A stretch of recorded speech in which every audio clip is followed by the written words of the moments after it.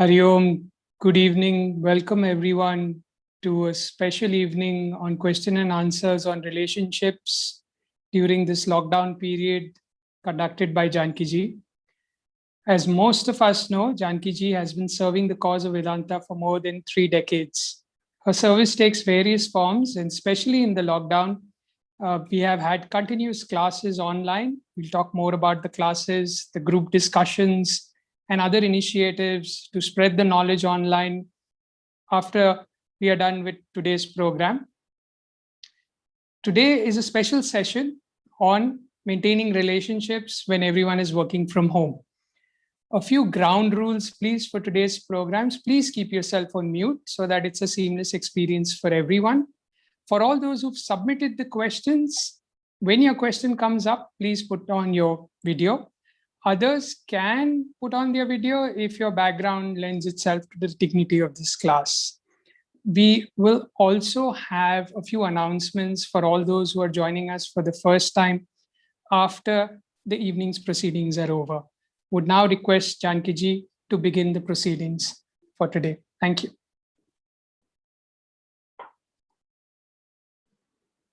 Thank you, Deepak.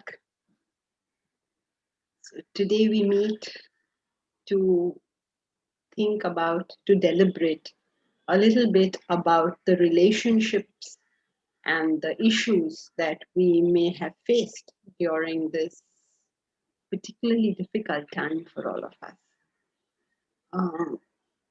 Suddenly we were all at home and not used to so much of our family, were we? So today let's just apply our minds to this a little bit. Now, this whole session is really on questions that we can deal with specific things according to the questions that have come in so far. If we have time, we can take some other questions as well. But before we start, let us just reorient ourselves. Let us just establish ourselves on some of the very basic principles about relationships themselves. These principles are for all times, not just for these times.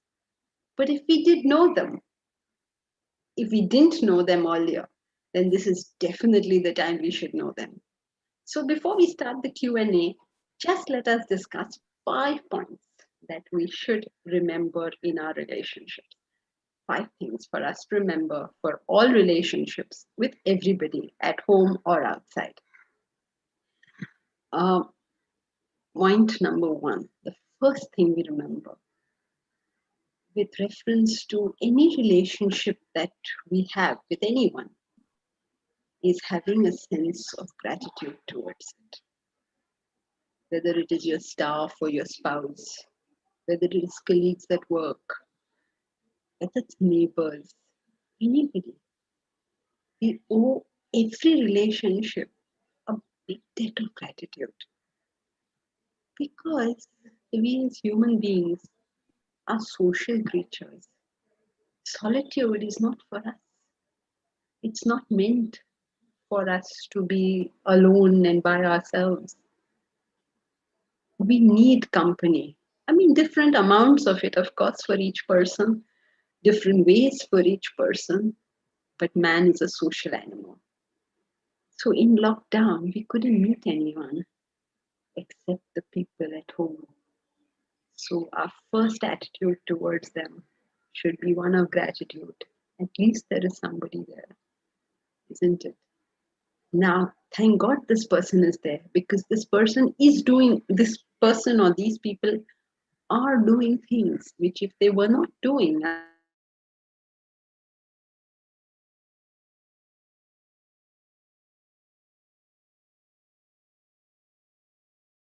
I would more lockdown, and before our friend Mr. Corona came on this, our wives would talk like this. They would say something like, "Oh, what does he do? He only earns money. I have to do everything. He doesn't know what's going on." This is a statement of lack of gratitude. If you really think that your husband did nothing but earn money, I suggest you leave it and go. And then you'll find out what that money meant. It's easy to be frivolous about other people's contributions. Like men might say, "What does she do? She only runs the house." Oh, really? Well, do it yourself and see what it means. So, the first good thing for us to remember in a relationship is gratitude. Just gratitude for people to be around us. From that gratitude should come the second one, which is a sense of service. What can I do for you? In what way can I be useful to you? What would you like me to do? Have you ever asked your partner, "What would you like me to do?" It's an obvious question, right? How would you like this to be? What would you like me to be? What is it that you want? It's all about me. And when it becomes all about me, how can that relationship work? The best relationships, the best couples are those who are acutely conscious of the needs of the others. What do you want? Suppose a husband is very quiet and his need is to be left alone. Can I give that? It's not a lot to ask. Can I give that? Suppose a person is party going. So I encourage that party going. Is that too much to ask for? To just be supportive of whatever it is people want. Because at the end of the day, you and I and all of us human beings have our own particular desires. We want things to be in some particular way. Why can't we support each other? Why can't we be with each other? Why can't we let everybody live their life their way?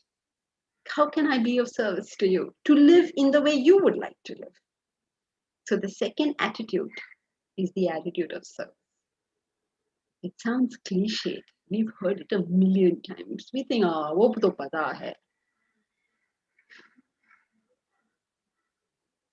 The problem with the wisdom is we hear it so much and we hear it so little.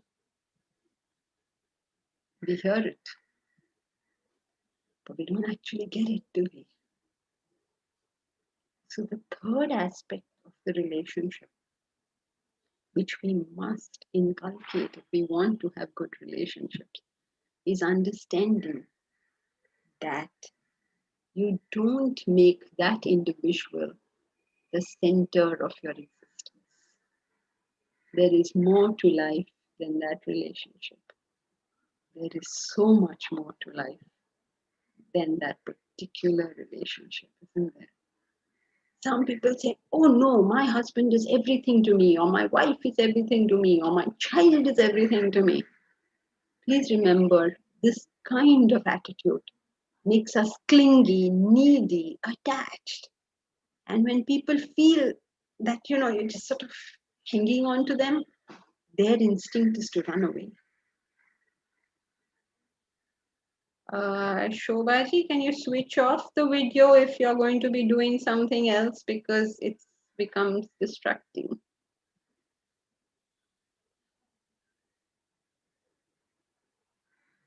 So remember the first one?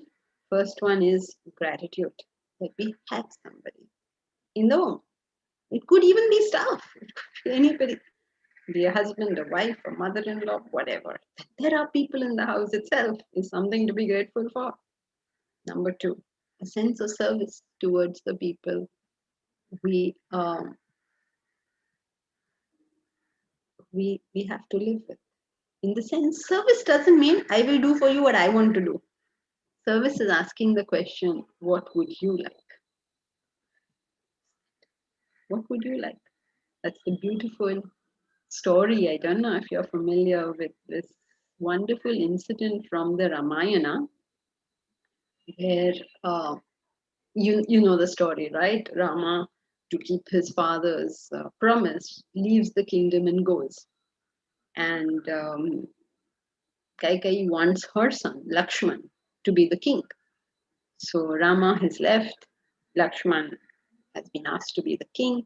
He is furious. He says, I'm not the king. My brother's supposed to be the king. And he walks out and he goes in pursuit of his brother. Where is my brother gone? How can he just leave? This is his kingdom. He has to rule. So he goes in hunt of his brother, comes to the forest, finds his brother, and tells his brother, what are you doing? How can you walk out of the kingdom like that? The whole kingdom wants you to be king. I want you to be king. Who is here who doesn't want you to be king? Just come back and be the king. And Rama says, Raghukula Reeta Sada Chali Ai, Pran Jai Par Vachana Na Jai. I'm taking little liberties, but the fact is, it is the Raghukula Reet, it is the law of the Raghukula of the family that a promise once given will be kept. So since the promise was being given to Kaikeyi, Kaikeyi says, I want Rama to leave. Rama has to leave. He's sitting in the forest. His brother has come to him, pleading with him, Oh Rama, come back to the throne. And he says, no, I am bound by the rules of the Raghus. I cannot come back. So Lakshman says, you are bound by the rules of the Raghus. However, I have heard that the power of love is the greatest power. And nobody, not even God, can ever go out of that, can deny that power. So by the power of my love, I tell you, I command you, come back and rule the kingdom. So Rama says, I'm sorry, how? Like now there's a dharma sankat, right? Lakshman won't go back and rule.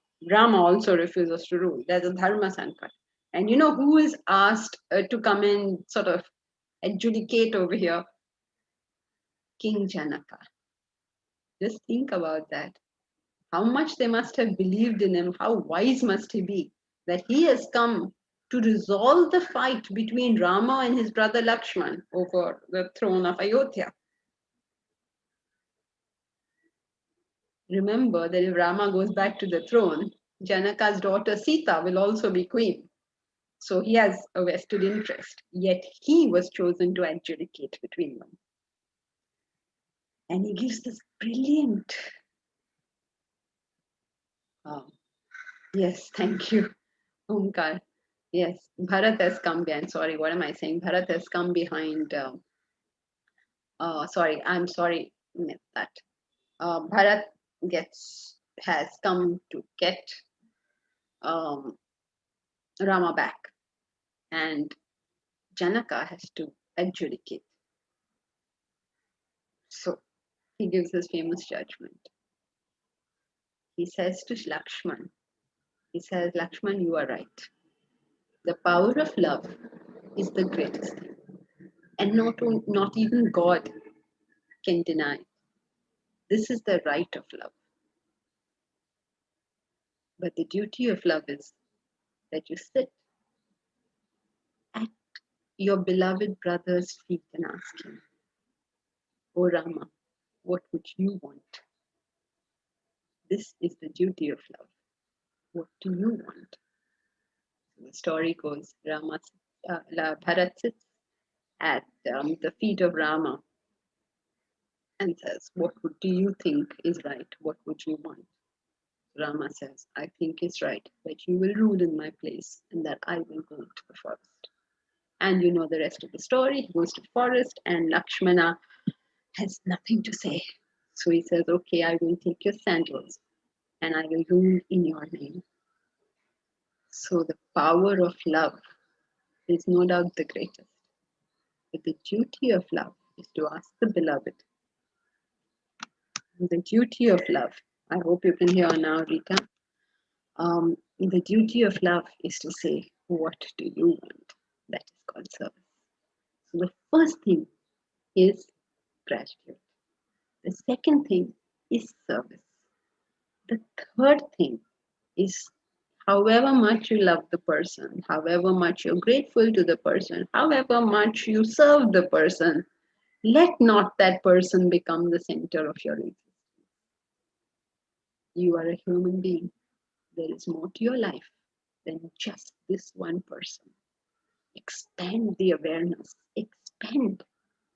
Because if you say, "No, this person is my whole and soul," you know what is the consequence? That person gets sick of us. Because we become clingy and needy and we're like, "Oh my God, I can't live without you." And it's like irritating. It's like, it's almost like somebody comes and sits on your lap. So you'll say, "There's a whole sofa there. Why don't you sit on the sofa? Why are you sitting on my lap?" Especially after a little while, you say, "Papa, get off my back." And you find, no, how many children tell that to their parents? How many spouses feel that about each other? So, first, gratitude. Second, service. Third, that relationship, that individual is not the center of my existence. I can conceive something more.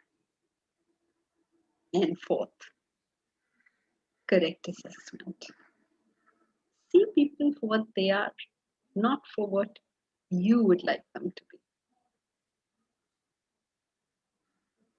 See people as individuals, as units in themselves.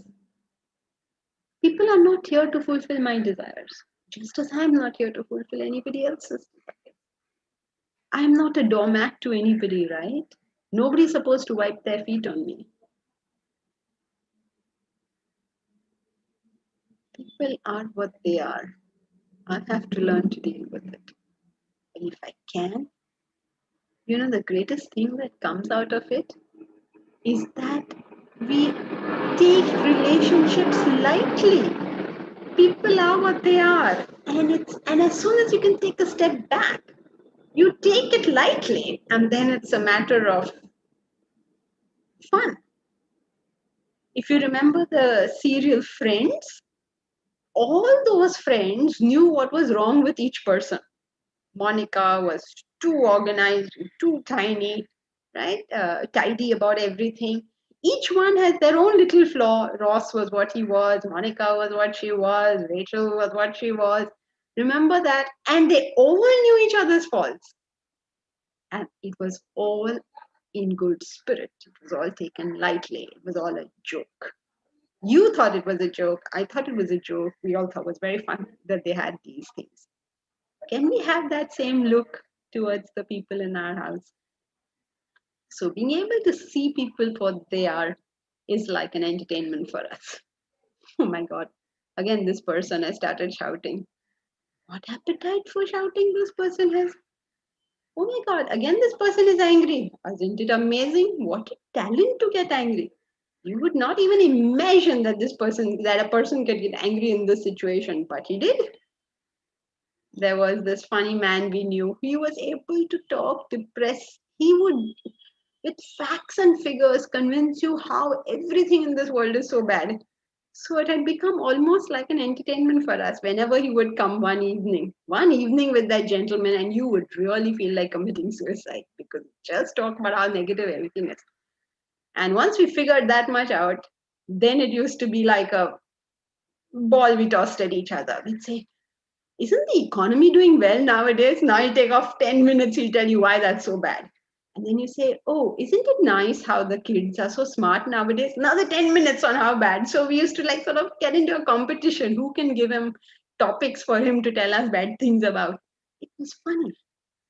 So the moment we see a person for what it is, life becomes fun. Look at how a grandfather nags his grandson. Acha, sambal ke chalana, sambal ke chalana. Look at how the grandson behaves.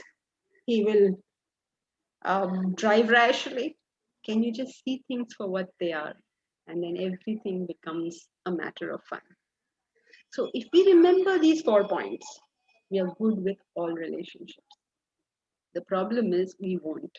Therefore comes the 5th point, which is we need systematic education on this. Constant and systematic education. That's what the classes are for. So please do take some cognizance of the fact that the only way at the end of the day to have a good relationship is to make myself capable of better ones, which requires systematic study. So please attend the classes, please read the books. Take whatever knowledge you want that will help you do better. Okay. So 5 basic ideas for us to think about to make relationships good at every time. Number 1, do you remember? Can you tell me the first one? Gratitude. Gratitude. Number 2, Service. service. Number 3, Not being the No center attached, of not center of the universe. that person, that relationship is not the center of our universe. And 4th, to see Correct people who they assessment. are. See people who they are. see people for what they are. See them as they are. It's fun. It's entertaining.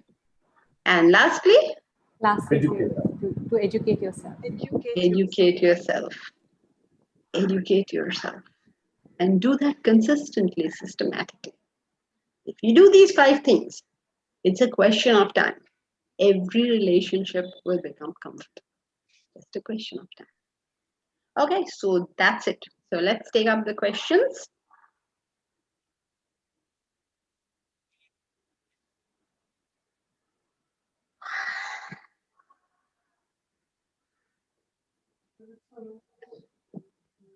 I and my partner are in a long distance relationship. We both are working and have extremely hectic schedules. We have no time to communicate since our working time doesn't match. Hence, there are a lot of issues.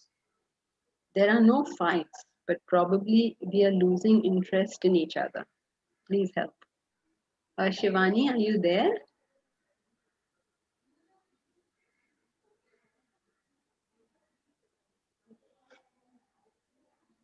Not there? Shivani? Okay, I guess we don't take up a question unless the questioner is there. Okay, so let's go to the next one.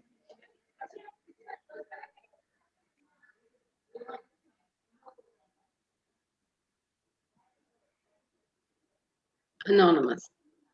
They say trust is the most important thing in any relation. I have trusted him more than anything, rather blindfolded. There were times when he had issues with me and I adjusted. But today he's repeating all those things. I feel trapped. I don't have trust on him. Above all, I don't find any efforts in him to forget about correcting, at least accepting that he is at fault. Where will our relation stand? My mind keeps thinking about these things 24/7. How do I overcome this? Am I expecting too much in our relation? I don't feel cared. I feel very lonely. As a result, I have become more frustrated. Okay, sorry to hear about this. They say trust is the most important thing in the relationship. No, it's not. Trust is not the most important thing. We discussed the 5 most important things. You have trusted him more than anything, rather by blindfolded. This never works, does it? What is the point of trusting anybody blindfolded? We have to learn to see things as what they are. There were times when he had issues with me and I adjusted. But today is repeating all those things. I feel trapped. I don't have trust on him. You can't. Trust is something that comes after correct assessment, not before it. When you have assessed somebody correctly, when you've understood somebody correctly, then you trust yourself that you know how this person is going to behave. That's because you already thought it through. What kind of person am I dealing with? You've already understood. The trust is not in the other person. The trust is in yourself. That you have figured out how the other person is. I don't find any efforts in him to forget about correcting, at least accepting that he is at fault. It is a very rare person who ever corrects or accepts that he or she was at fault. It is not wise to expect this from anyone else. You must know for yourself what this person is like, understand that he is not going to correct it.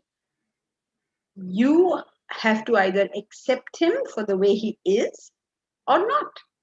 That's your call. But to say that you're wrong and you should correct it is not the way ever that this is going to work.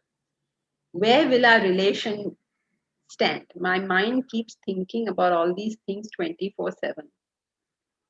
I don't know. Aren't all the 5 principles applicable here? My mind keeps thinking about these things 24/7. If you make a person the center of your existence, then that's a problem, right? So maybe you would like to sort of forget about it for the moment and take care of other aspects of your life. Look after your health, look after your wealth, find yourself something interesting to do. Don't make a person so important that you think about that person all the time. That never works. As you have seen in your own case, it never works. Where will our relation stand? The relation will stand where you make it stand. If you follow all the principles, then let the chips fall where they may. How do I overcome this?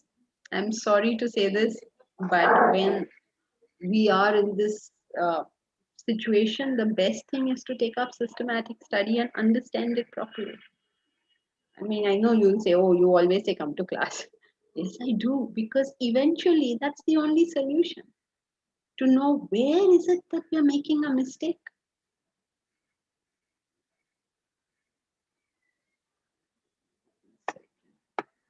Oh gosh, this thing keeps doing something. Am I expecting too much in our relation? You know, to say, am I expecting too much? The answer is always yes. In every relationship, there will always be an expectation. Otherwise, why are you in the relationship in the first place, correct? But the important thing is, when I have an expectation, I must know the ground realities of that thing. If I don't know the ground realities, if I've not made any assessment of that thing, so then my expectations become unreasonable. Think of it as a formula. Usually I don't assess something, or I misassess it, and that gives rise to wrong expectations, and that gives rise to disappointments. I repeat, we don't assess something, or we misassess it, and that gives rise to a false expectation,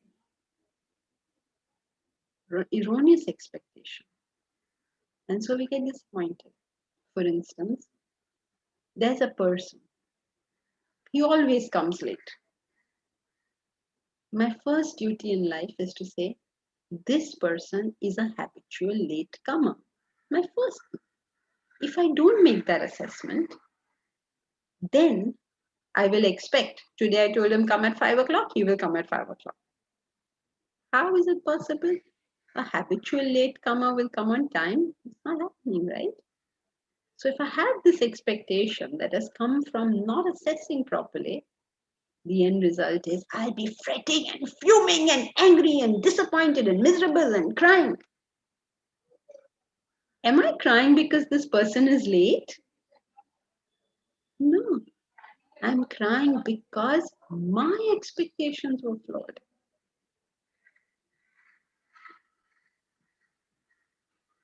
If we can understand that, if we can wrap our heads around it, we'll solve all our problems with everybody. Am I expecting too much in our relation? If you're expecting something that he's not capable of giving, then you should know that. I don't feel cared. I feel very lonely. Naturally, in this condition, who would feel cared or in a companionship? And yes, the result would be more frustration. So, may I suggest that you sit down with the 5 principles that we have studied and find out for yourself where it is that you need to buck up. Do you think you are making this person too much a center of your existence? Do you think you are not assessing the person enough? What is it you think? Where among the 5 principles do you think that you're missing out? Are you not grateful for what he has done? What is it that you feel you could buck up on? Then try that. And if you hit the nail on the head, if you find the right answer, that relationship will become superb. If you've been too much of a doormat, well then stop being a doormat. If you have not served enough, then serve. So I hope that's of some help. Ay, Manju, I'm supposed to see others as they are, but what if I can see the other person is doing something that is harmful to them? How can I ignore when loved ones ignore things as important as their health? I am not in charge of other people's lives. Remember, each one of us can see other people doing wrong things. And those who are wiser than us can see us doing wrong things. So everyone can see everybody else doing the wrong thing they're doing. But it is a better use of our time to correct our own wrongs. When we start doing that, we realize how difficult it is. How very difficult it is. Take one negative quality you have and try to do something about it. It is so very difficult. But it is so easy to tell other people to change, isn't it? So the wiser thing to do is let me clean myself. When I was a young child, my father used to quote Thomas Carlyle's famous quotation: "Let me become an honest man, and I can be sure that there is one less scoundrel in the world." Let me become that. So, if they are doing something harmful to themselves, so are we. So before I put on the, in the plane, they say when the pressure falls in the cabin, put on your own mask. So similarly in spirituality, they say, put on your own mask. First, let us become the person of strength. And then people will take whatever they find suitable. So how can you ignore it? You better learn. If it's so difficult for you to ignore it, it's not that you don't care. It is you're very happy to help. But find out the right way to help. Just by telling the person, hey, oh, get better, you're diabetic, don't eat sweets. Person is fed up hearing you. You're not helping the situation, you're making it worse. Remember, it is the nature of the mind. The more forced, the less forceful. The more we try to force something down somebody's throat, the more they're going to resist. So it's not that you ignore, but you understand the limitations of others and yourself. So if they ignore their health, you take better care of your health. So that when that day comes, when they are going to be ill, at least you will be able to take care of them. You take better care. Don't worry.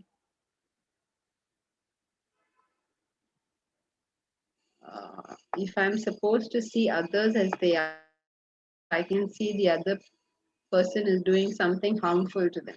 It is their call, it is their life. So each one's responsibility is known.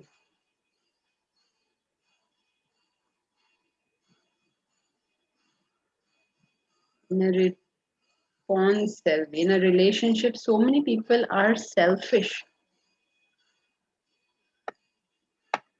What happened here? And cunning. How to handle that? Exactly as you would handle anybody who's selfish and cunning. First, you must recognize the person is selfish and cunning, and then deal with it as you deem best. How to handle that means what? If he's selfish, meaning what? He's taking something from you that he should not, then don't allow it. If he's taking something from you that is too petty and you don't want to waste your time, then okay, fine. So, how to handle it? If you ask a question directly like that, it's like asking me, somebody is doing something wrong. What shall I do about it? Then I have to know what is the wrong thing. What is your situation? I mean, we can't. But the most important thing is that you know this person is selfish and cunning. And so you will have to think carefully before you deal with this person. So you'll have to pause, take a step back, think, okay, how am I going to deal with this person? And then do. If you just start taking random actions, then the cunning person knows how to deal with you and your random actions. That's what it means, right?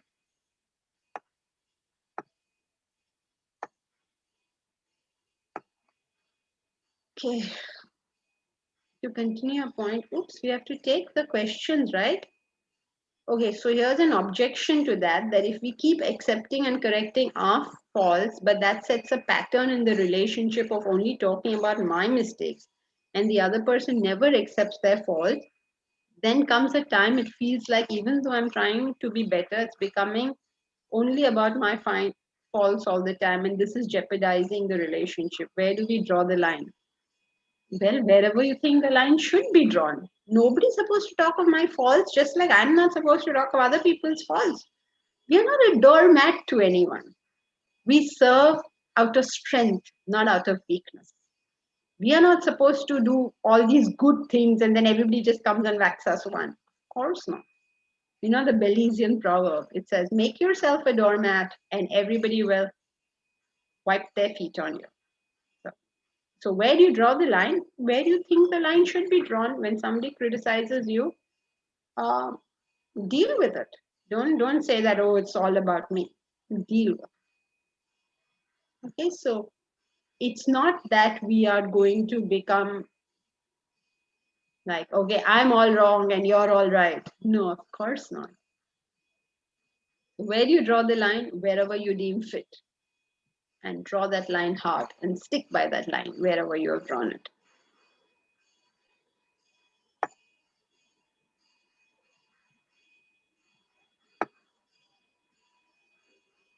Oh, okay, you're here. Okay, we'll take Shivani's question then. Okay, Shivani is here, so can you take her question?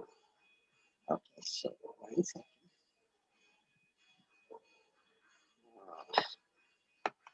Long distance relationship, both are working and have an extremely hectic schedule. We have no time to communicate since our working time doesn't match. So there are a lot of issues. No fights, but probably we are losing interest in each other. I don't know whether you have got the causal effect, causal relationships correct. Is it that we are losing interest in each other and hence our working times don't allow us to communicate? Or is it the other way around? Or is it that one of the persons has lost interest and is using work as an excuse? you have to examine all these things. You also may have to examine the priorities. Maybe these two people are not interested at the moment. The relationship is not priority for them. They're busy working. Remember, there's no such thing as I have in a hectic schedule. We have to talk about it as I choose a hectic schedule. And why are you choosing the hectic schedule? Is it because you don't want to be in the relationship? Is it because relationships are not at the moment priority for you? So think it through. Think about this thing. Why am I so busy that I'm not giving time to a relationship that I claim I want? What is it I really want? Because all of us have time to do whatever we think is important. So maybe one or both of these people are not interested in this relationship. And it's time you decided what that's all about. Okay? So we'll go. You have anything to say?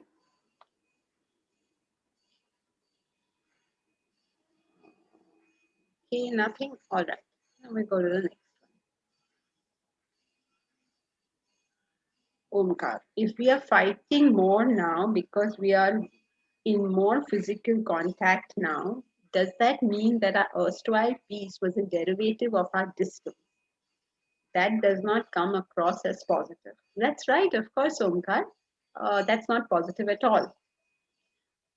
If we are fighting more now because we are more in physical contact, this is not the cause and effect relationship. It is like saying, okay, when we drive to Lonavala from Mumbai in something like May, that whole area is brown. And then the rains fall. And then suddenly, in a month, it's all green. So is the rain the cause of it becoming green? No. The seeds are in the ground. It can rain all at once and nothing will come out of the ground unless the seed was there. But when it does rain and there is a seed, that gives a conducive environment for the seed to grow. So similarly, the physical contact that is now there, physical contact means the proximity that is constantly there, only gives rise to the seed that was planted in the many years earlier of whatever relationship there was, whether parent or child or spouse or whatever. So our erstwhile peace was a derivative of our distance. Yes, there was no conducive environment for that seed to sprout. But now lockdown gives a conducive environment, and so that seed sprouts. But the lockdown is not the cause of the fight. The lockdown is merely a conducive environment. It's like the rain falling on the brown land. The rain falls on the brown land. That land will become green only if there were seeds in it.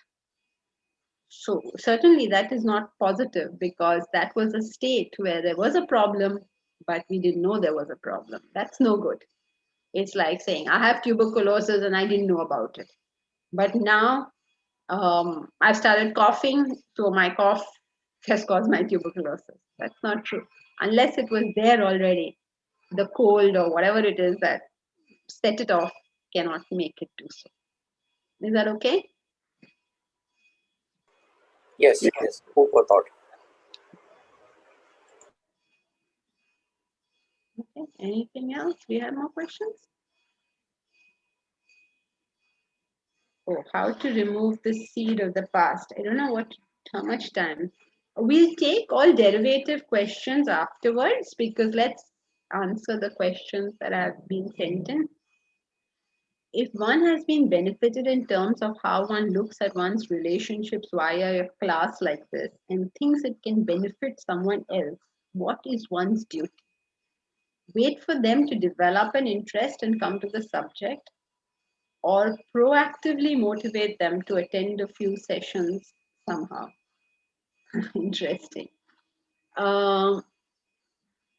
what is our duty is entirely dependent upon that person. Our duty is never in isolation and is never in a vacuum.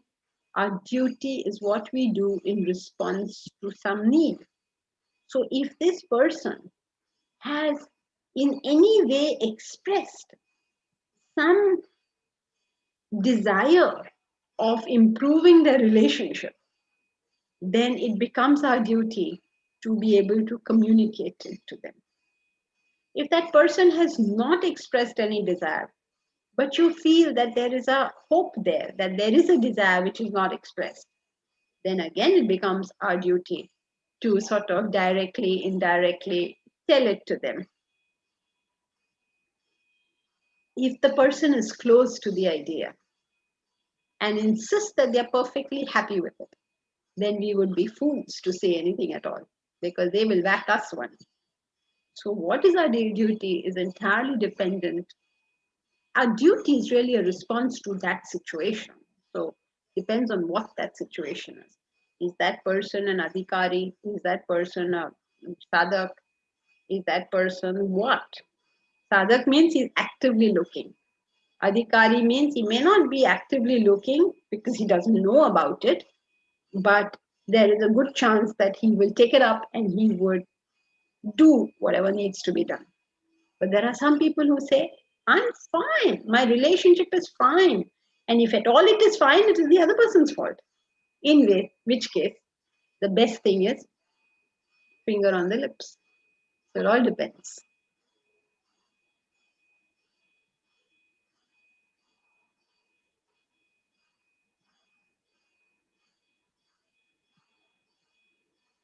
Jayan.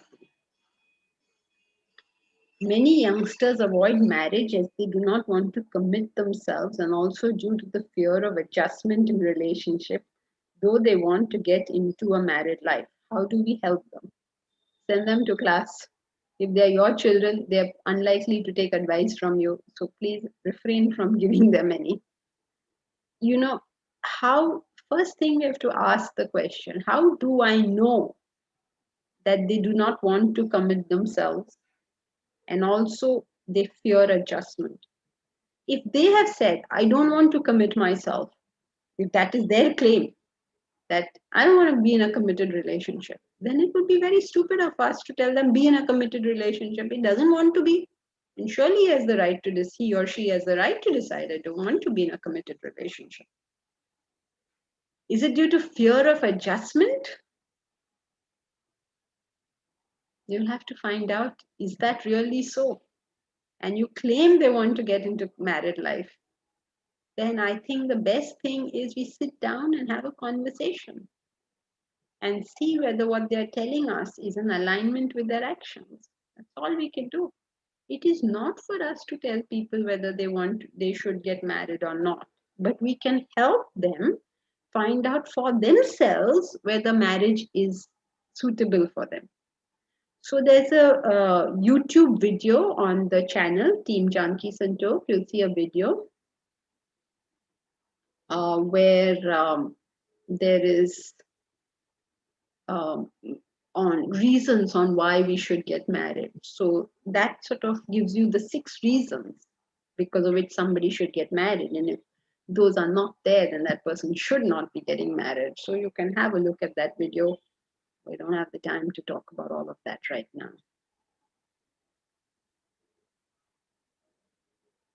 Okay, next question. Oh, Siddesh, are you there?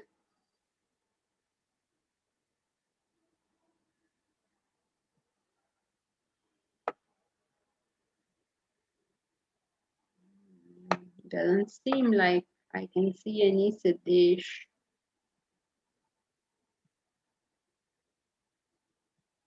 Okay, then we won't take the question. Might as well attend to the questions of the people who are there, right? Okay, next one. Yeah, that's it. That's it? Okay. So we can then see what are all the questions here. That seem to be a lot. Okay.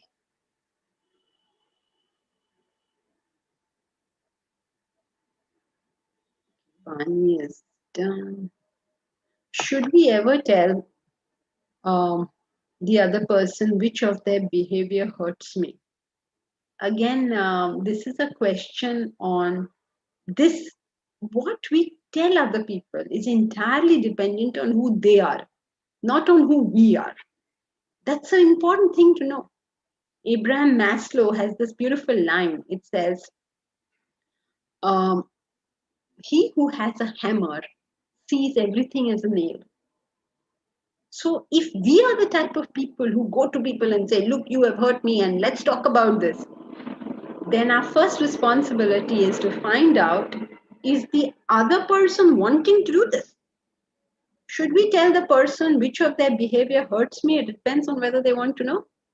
Are they asking you the question? Are they wanting to know what in their behavior hurts you? If they don't want to know, they haven't asked the question, why are you answering a question that wasn't asked? How to trust on person who accepts his fault during the argument or discussion, but later on his actions don't match his words. Same thing, you trust your assessment of that person. You don't trust his words. Based on how he behaves,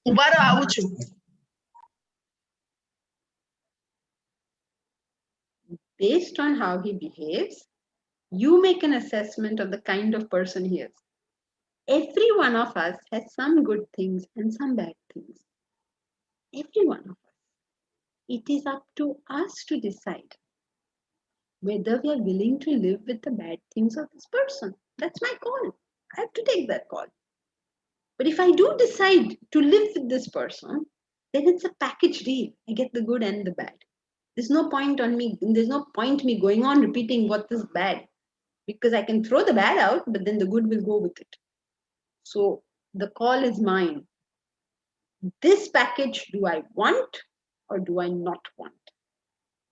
If I stay, I'm not doing anybody a favor. If I leave, I'm not doing anybody a favor. This is a choice I made. Okay? So if you look upon it as your own life and your own choices, we will not look upon it as if, I don't know, somebody has put us in this situation. So when his actions don't match his words, then trust the actions. Don't trust the words.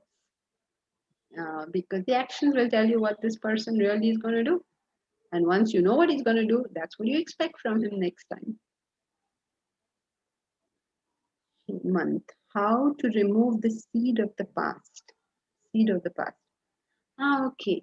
Seed of the past, Hemant, over here means that in the past we have not done any of the 5 things that we have spoken about in the beginning of this lecture. And so you attend to them by doing it. So in the past, I don't know whether you're married or not or what it is, but let's say in the past you have not been very grateful to your spouse. Then develop gratitude. That is the way to take away the seed of my bad behavior. Or it may be that I have been a doormat to my spouse, in which case I have to stop making that person the center of my existence. And that will then remove that particular seed. So how to remove the seed of the past means the wrong actions that I have perpetuated for so long. First identify which of them were wrong and then work. You try, sweat, try and do the other. If there was no gratitude, make a list of what other things we should be grateful for. If there was like clinginess, find other things to do. Okay. Deepa, I've often come across people who are super sensitive and intolerant, getting offended at the smallest things. How to handle such people, as they are good at heart and I don't want to offend anyone. Since I am very direct, it doesn't come naturally to be diplomatic. Deepa, you don't have to be diplomatic. What you have to be is maybe stop a little and sort of make an assessment of the person you're dealing with. And if you don't know the person, it is not possible to make that assessment. So therefore, in the earlier stages, you have to keep asking questions. You have to behave like the Westerners do. Would you like some water? If the person says yes, give it. Not like Indians, ye lo, pani lo. We tend to tell everybody else that here's some water, here's some food, here's this, here's that. Wait. Would you like some water? Would you like to be shown your room? Like how they do very mechanically in the service centers nowadays. Would you be willing to hold on for 5 minutes? Arey Baba, you please make me hold and tell me the answer to my question. But that attitude of, I don't know you, so let me tread carefully. And that is really important for us to nowadays. It is our greatest act of service because we're living cross-culturally. In older times, when I say older time, I mean to like 2 years ago. Imagine now we are on this group, right? We are all talking, in the classes. The people from all over, somebody's from US, somebody's from the UAE, somebody's from Sri Lanka, somebody's from Thailand, somebody is from Hong Kong, somebody is from a small town in India, somebody is from a big town in India, somebody everywhere. So we don't have an understanding at the moment of how people want things done. So how will we know? We just have to ask them. They'll tell you if you ask them. So it's not about being diplomatic, but inculcating that one additional step of service that asks people, how would you like to do this? Okay? Okay, Janki, we'll try. R. Sood. After a professional career of over 2 decades, one decides to leave the job in mid-40s and pursue other aspects of life. But constant presence at home for over a year, parents could not accept. This is the case of a single daughter. Parents were rude in giving the sign that they want her to move out to her flat. It led to long-drawn hurt because the daughter has been devoted to the family all these years and supporting the family financially. Hurt still keeps coming back. How to deal with this? Sad. We do feel like that, right? When we've done something for people and they still behave like that with us. But if it is somebody else's house, even parents, if it's somebody else's house and they do not appreciate my choices, then it's good for me to take my finances and go to the new place. What else can you do? They don't want you there. And you are sufficiently financially well off to apparently help them. So why would you stay there? So live by yourself. We must be sensitive to other people's needs. Remember your parents, or whoever you're talking about, that person's parents, come from a certain mental framework. And you're asking those people to function different from their mental framework. It will not happen. In their mind, the daughter should have been married and having 2 children, or whatever it is their framework is. Now, you can't tell people to have a different framework. So you have 2 options. You either stay there and you're willing to deal with whatever they dish out, or you leave. But you can't tell them not to want whatever they want. How can we do that? And pursue other aspects of life. I don't know what these other aspects of life are. So for all you know, these parents may be right. I don't know, because you haven't told us what these other aspects of life are. The parents could not accept. So you have to accept that they cannot accept. When I left to join Vedanta, my parents could not accept this. They thought I was going to, do something really good with my life, but I left and I joined the ashram. They couldn't accept it. So, well, and so be it. I have to learn to accept that it is too divorced from their thinking and would be unreasonable for me to expect them to accept it. But then in due course, of course, they did, and they were great supporters. But it's shocking for the parent, at that age, to see the child walk out and go and stay in an ashram. And especially in Mumbai, where anybody who says the word ashram is all under doubt and suspicious, and something like is really bad about an ashram. So you have to understand that people come from their mental frameworks. How can we interfere with that? So as you have been serving your parents so long, the current service may be that leave them to their frameworks. Maybe step out, maybe live in a smaller place. Do your own, whatever you want to do. How to deal with this? You have two options. Stay there or don't. But whichever one you choose, it will come with its own drawbacks. Ayan Basak on white. I recently got married. My sister's behavior is becoming typical. She's behaving in two different ways with my wife, one in front of me and different behind my back. So how can I handle that?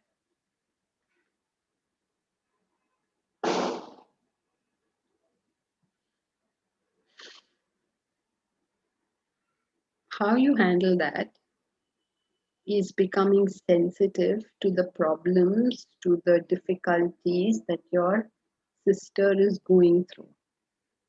When she's being sweet and nice, however she's behaving on your face, behave back like that. Okay?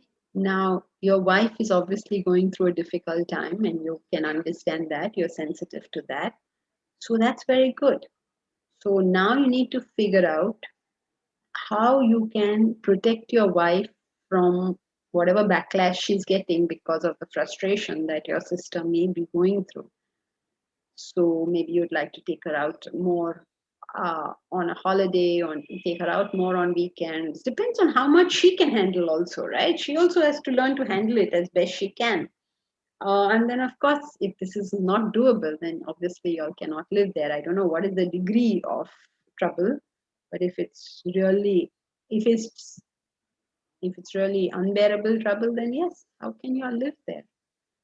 So you have to be sensitive to the frustration your sister is going through, and also to the pain which your wife must be going through.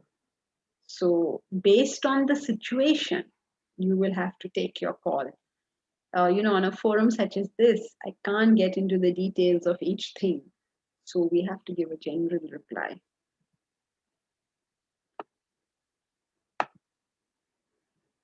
Okay, so I guess that's it for today then.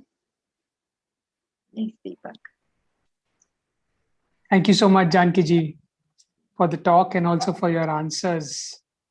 From the questions also and from the answers, we could gather that everyone's looking for sustainable, deep, productive relationships. So could be our relationship with this knowledge. As Janki ji mentioned, the fifth and the most important element is our relationship with this knowledge. For anyone who's new, wants to join the classes and be informed about discussions and future lectures such as this, there is a WhatsApp group. If you could just have the number on the screen for the WhatsApp group. Please write into this WhatsApp group. You'll be assured of a very quick answer, and step by step, you could learn about how to join the classes. Once again, thank you so much, Janki ji. Hari Om. Hari Om. Hari Om. Hari Om, Janki ji. Thank you. Thank you very much. Hari Om, Janki ji. Thank you so much. Hari Om Janki ji. Thank you. Hari Om. Hari Om, Janki ji. Thank you. Thank you very much. Hari Om, Janki ji. Thank you so much. Hari Om. Thank you, Janki ji. Hari Om. Hari Om.